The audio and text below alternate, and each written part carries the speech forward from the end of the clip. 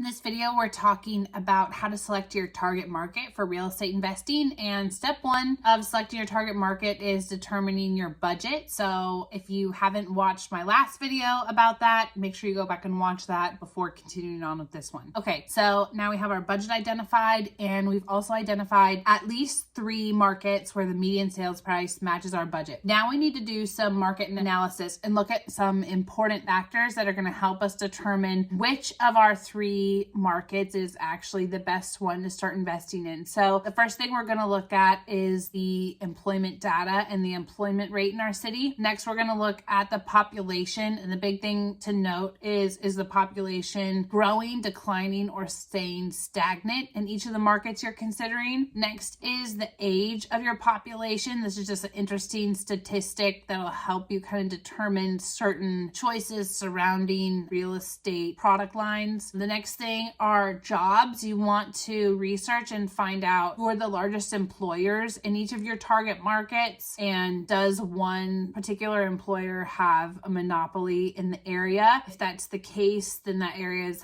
a little bit more risky, because if something happens to that key player, that could really impact the housing industry in that area. So it's good to see a little bit of diversity in the job market in your target market. Next thing we want to look at is supply and demand.